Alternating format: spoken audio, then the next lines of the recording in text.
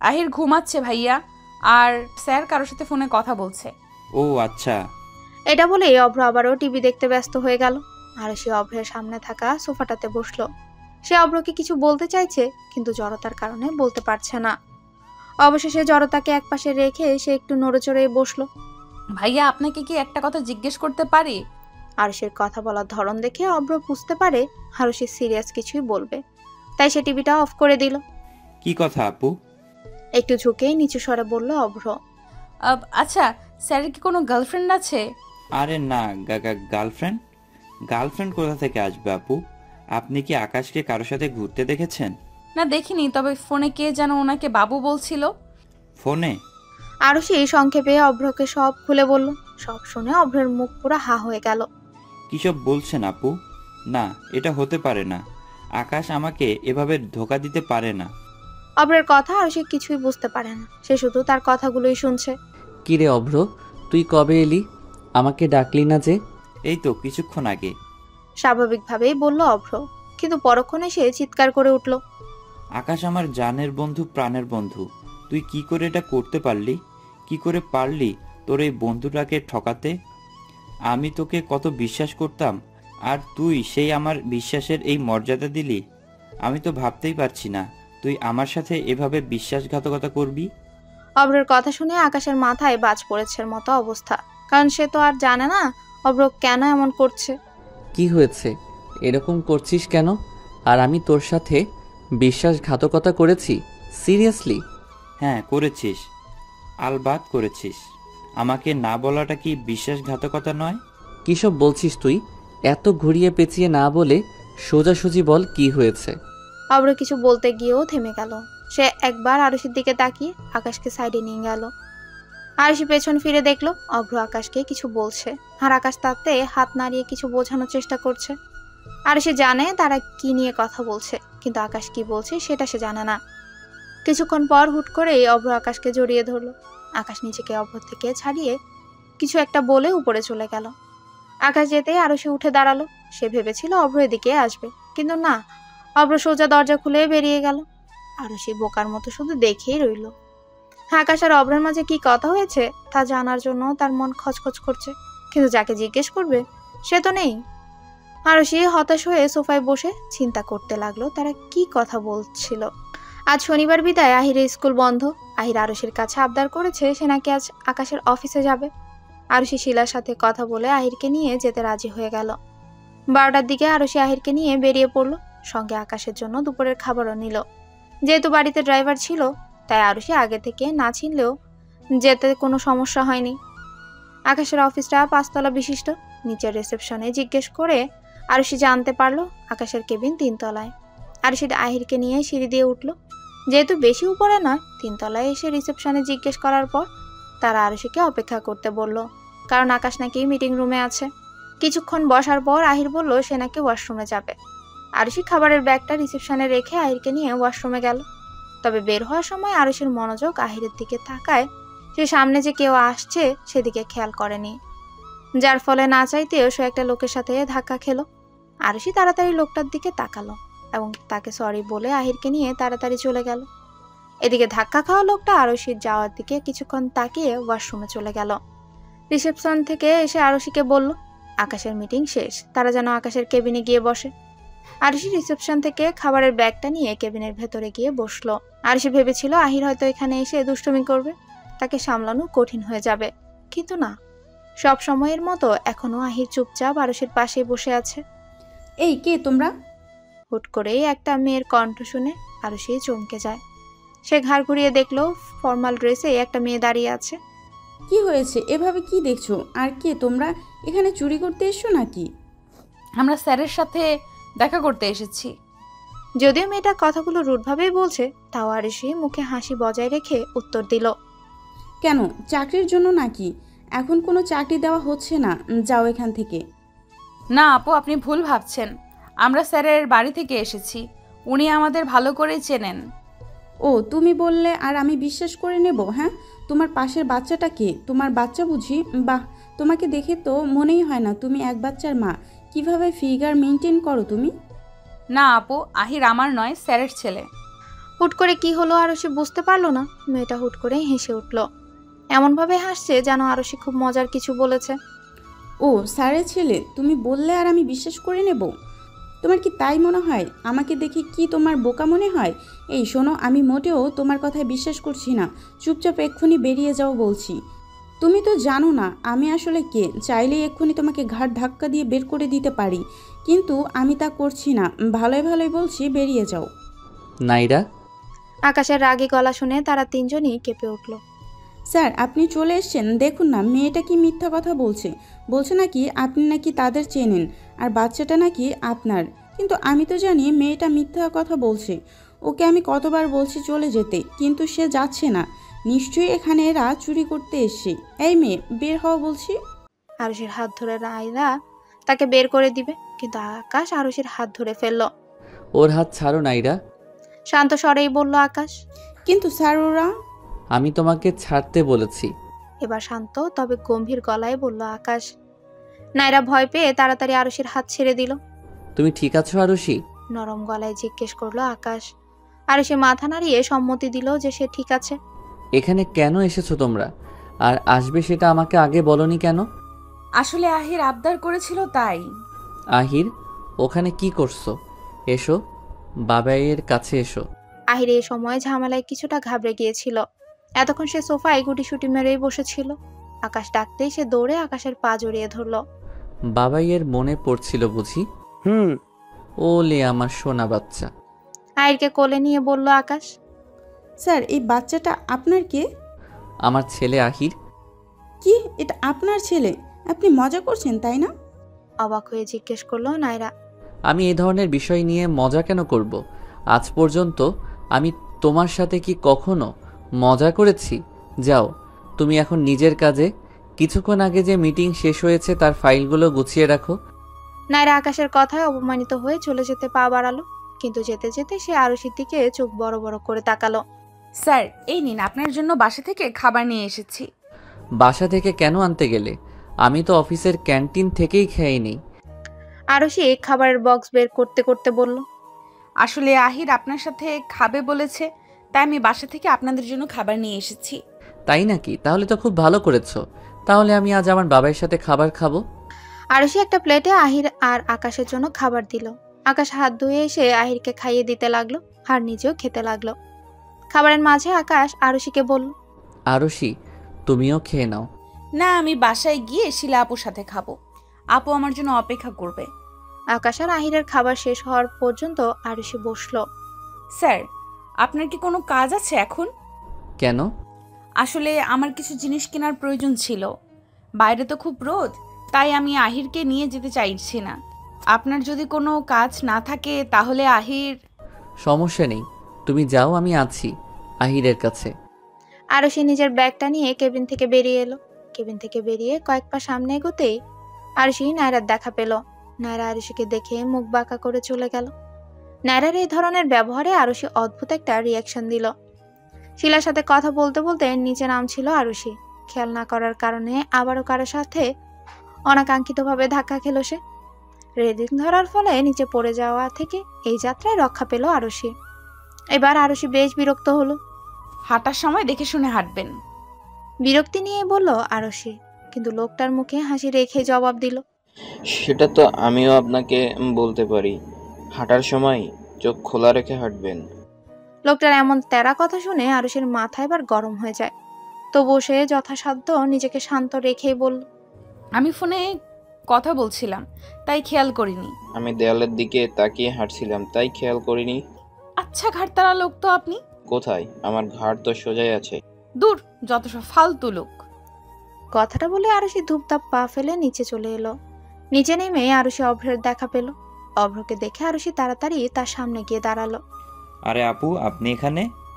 আহিরকে নিয়ে এসেছিলাম। ও কোথায়? উপরে, স্যারের কাছে। তাহলে আমি ওর সাথে দেখা করে আসছি। না না, দাঁড়ান। কি হয়েছে আপু? আগে আমার প্রশ্নের উত্তরটা দিন, তারপর যান। কি প্রশ্ন? সেই দিন আপনার সাথে স্যারের কি কথা হয়েছিল? আপনি তো নিশ্চয়ই স্যারকে জিজ্ঞেস করেছিলেন ফোন কলের ব্যাপারে। স্যার কি বলেছেন? মেয়েটা কে? আচ্ছা, উনি আহিরের মা নন তো? কিন্তু কথা শুনে তো আমার সেরকম কিছু মনে হয়নি। আমার কিছু কাগজ এখনই জমা দিতে হবে, আমি আসছি, পরে কথা হবে আপু। অভ্র তাড়াতাড়ি লিফটে করে উপরে চলে গেল। আরশি অভ্রকে থামানোর আগেই লিফট বন্ধ হয়ে গেল। রাস্তার ধারে হেঁটে কোথাও যাচ্ছিল আরশি, কিন্তু হুট করে একটা রিক্সা এসে তাকে ধাক্কা দিয়ে চলে গেল। নিচে পড়ে গিয়ে আরশি ব্যথায় চোখ মুখ কুঁচকে ফেলল। তার হাত পা দুটোই জ্বালা করছে। চোখ খুলে আরশি দেখলো যে তার হাতের তালু এবং পায়ের গোড়ালির কাছে ছিঁড়ে গেছে এবং রক্ত পড়ছে। কয়েকজন মানুষ এসে আরশিকে ঘিরে ধরলো এবং জিজ্ঞেস করতে লাগলো যে সে ঠিক আছে কিনা। আরশি মুখে ঠিক আছে বললেও সে ভালোই ব্যথা পেয়েছে। এরই মধ্যে একটা লোক তার সামনে বসে তাকে জিজ্ঞেস করলো, আপনি ঠিক আছেন? আরশি মাথা তুলে দেখলো এটা সেই ধাক্কা খাওয়া লোকটাই। বেশি ব্যথা করছে? আরশি মাথা নাড়িয়ে নাবোধক উত্তর দিয়ে উঠে দাঁড়ালো।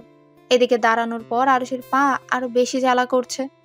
আপনারা যান, আমি আছি ওনার সাথে। আস্তে আস্তে সবাই চলে গেল। আরশি বড় একটা নিঃশ্বাস নিয়ে সব জ্বালা হজম করার চেষ্টা করছে। এক্সকিউজ মি, আপনাদের যদি কোনো সমস্যা না থাকে আপনি আমার গাড়িতে বসতে পারেন। আমার গাড়িতে ফার্স্ট এড বক্স আছে, মলম লাগিয়ে দিয়ে জ্বালা কমে যাবে। যদিও বা আরশির খুব জ্বালা করছে, তবুও সে বলল, না থাক, ঠিক আছি আমি। আপনার পা থেকে রক্ত পড়ছে আর আপনি বলছেন ঠিক আছেন? আপনি এখানেই দাঁড়ান, আমি এখনই আসছি। কোথাও যাবেন না কিন্তু। লোকটা দৌড়ে রাস্তার ওপারে গিয়ে গাড়িটাকে এপারে আরশির সামনে এনে দাঁড় করালো। তারপর পেছনের সিটের দরজাটা খুলে দিয়ে তাকে বসতে বলল। আরশির একটু অস্বস্তি বোধ হলেও সে পা দুটো বাইরে রেখেই বসলো। এই নিন ফার্স্ট এড বক্স, এখানে সব কিছু আছে, আপনি আপনার সুবিধা মতো লাগিয়ে নিন, আমি এখানেই আছি। লোকটা আরশির হাতে বক্সটা ধরিয়ে দিয়ে একটু দূরে গিয়ে দাঁড়ালো। আরশি দেরি না করে তাড়াতাড়ি রক্তগুলো মুছে ব্যান্ডেজ করে নিল। এই যে শুনুন। ব্যান্ডেজ করে দিয়েছেন? ধন্যবাদ সাহায্য করার জন্য। এখন আমি আসছি। আমি আপনাকে ড্রপ করে দিই? না, তার দরকার নেই, এটা সামান্য চোট, ঠিক হয়ে যাবে। সাহায্যের জন্য ধন্যবাদ। আরশি গাড়ি থেকে নেমে এদিক ওদিক তাকাতেই একটা রিক্সা দেখতে পেল। আরশি দ্রুত সেই রিক্সায় চড়ে বসলো। হাতে চোট লাগার কারণে চামচ দিয়ে খাবার খাচ্ছে আরশি।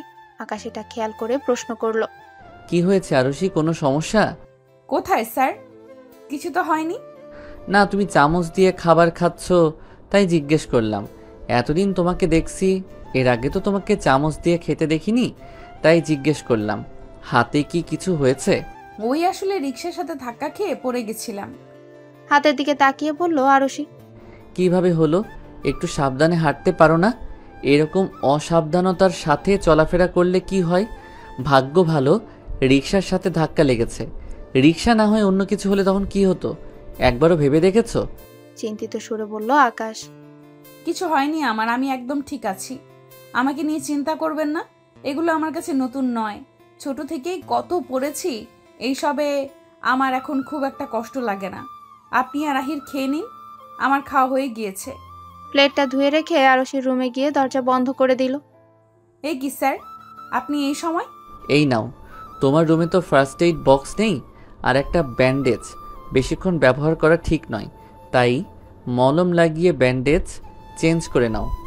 আরশি আকাশের হাত থেকে বক্সটা নিয়ে কৃতজ্ঞতার দৃষ্টিতে তার দিকে তাকালো।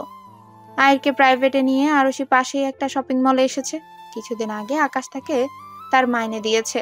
আরশি চিন্তা করেছে যেহেতু তার এখন খুব একটা খরচ নেই, তাই সে তার মাইনের টাকা থেকে আহিরের জন্য কিছু কিনে তাকে উপহার হিসেবে দিবে, যার জন্যই আরশির এখানে আসা। আরশি প্রথমে একটা পুতুলের দোকানে এলো। খুঁজে দেখার পর আরশির একটা পুতুল পছন্দ হলো খুব, যার মাথাটা লাভ স্টেপের। আরশি কাউন্টারে গিয়ে বলল পুতুলটা যেন প্যাক করে রাখে, সে সেকেন্ড ফ্লোর থেকে আসছে। সেম দোকানের সেকেন্ড ফ্লোরে গিয়ে আরশি আহিরের জন্য একটা প্যান্ট আর একটা টি শার্ট কিনে নিল। এই নিন এইগুলো, এবং ওই পুতুলটা প্যাক করে দিন। সরি ম্যাডাম, পুতুলটা এখন সোল্ড আউট। সোল্ড আউট মানে?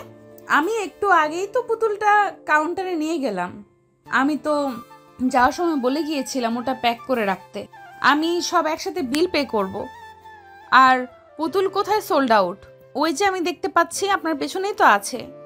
সরি ম্যাম, পুতুলটা আরেকজনের কাছে বিক্রি করে দেওয়া হয়েছে, উনি আমাদের অলরেডি পে করে দিয়েছেন। পে করেছে বললেই হলো নাকি? আমি আগে বলেছি, তার মানে পুতুলটা আমার। আপনি কি করে সেটা অন্য আরেকজনকে বিক্রি করতে পারেন?